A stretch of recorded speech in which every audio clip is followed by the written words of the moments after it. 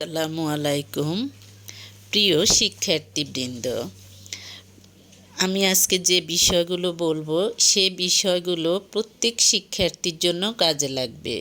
বিশেষ করে কিছুদিন পরেই এসএসসি পরীক্ষা শুরু হবে। এসএসসি পরীক্ষা শুরু হওয়া শিক্ষার্থীগুলো যদি এই নিয়মগুলো ফলো করে তাহলে অবশ্যই পরীক্ষা ভালো করবে। অনুরূপভাবে অন্যান্য শিক্ষার্থীও কিন্তু পরীক্ষার আগে এই নিয়মটা ফলো করতে পারবে। তাহলে এখন আমি নাম্বার 1 বলতেছি যে নিয়মিত রিভিশন খুব গুরুত্বপূর্ণ বিষয়। কারণ নিয়মিত রিভিশনের ফলে জ্ঞান মজবুত হয় এবং স্মৃতিশক্তি উন্নত হয়। তাই পরীক্ষার পূর্বে পূর্ণ সিলেবাস একটি রুটিন তৈরি করে কমপ্লিট করতে হবে। প্রতিটি সাবজেক্ট বা বিষয়ের জন্য নির্দিষ্ট সময় বরাদ্দ রাখতে হবে। এটা প্রত্যেক শিক্ষার্থীকে অবশ্যই মেনে চলতে হবে। তারপর হলো আরেকটি কার্যকর পন্থা হলো পূর্বের পরীক্ষাপত্রের প্রশ্নপত্রগুলো অনুশীলন করা, এগুলো জোগাড় করা এবং অনুশীলন করা।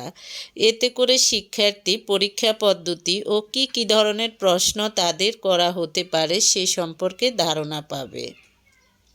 তাহলে শিক্ষার্থীর জন্য পরীক্ষার হলে আর কোনো প্যারা থাকবে না, টেনশন থাকবে না। তাই প্রত্যেক শিক্ষার্থী এই নিয়মগুলো অবশ্যই ফলো করা উচিত।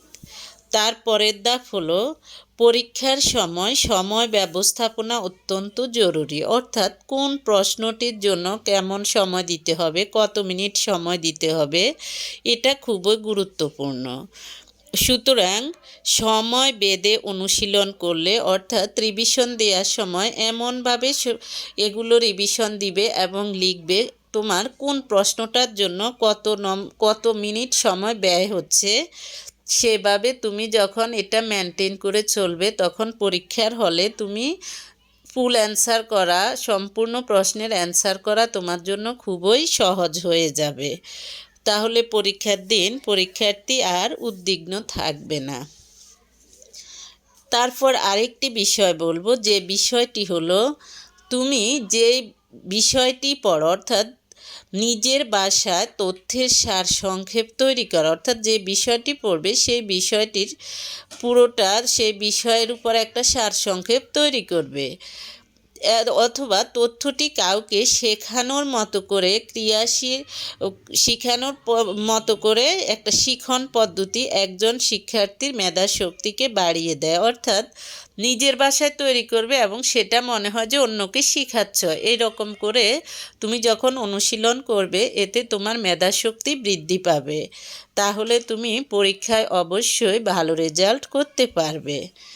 এরপর হলো একটি নীরব পরিবেশে তোমাকে পড়াশোনা করতে হবে। অর্থাৎ এমন পরিবেশ প্রয়োজন যেখানে তোমার পড়ার প্রতি মনোযোগ থাকে এবং ক্লান্তি দূর করার ক্লান্তি দূর করার জন্য তুমি পড়ার মাঝে অল্প বিরতি নিতে হবে। তাহলে তোমার মেধাশক্তি আরও বৃদ্ধি পাবে। এরপর হলো শুধু পড়াশোনা করলেই হবে না, তোমার পরীক্ষার আগে অবশ্যই মেনে চলতে হবে পর্যাপ্ত ঘুমের প্রয়োজন হবে, পুষ্টিকর খাবার, তারপর পর্যাপ্ত পানি পান করা এবং পরিষ্কার পরিচ্ছন্ন থাকা। তাহলে তুমি অসুস্থ হওয়ার সম্ভাবনা কম থাকবে।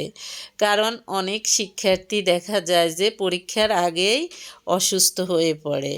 তাহলে এই ধরনের জটিল ব্যাধি থেকে তুমি রক্ষা পাবে। অন্যদিকে আরও কিছু বিষয় আছে যে বিষয়গুলো দেখা যায় যে তোমার কাছে একটু জটিল লাগবে, কঠিন লাগবে। সে বিষয়গুলো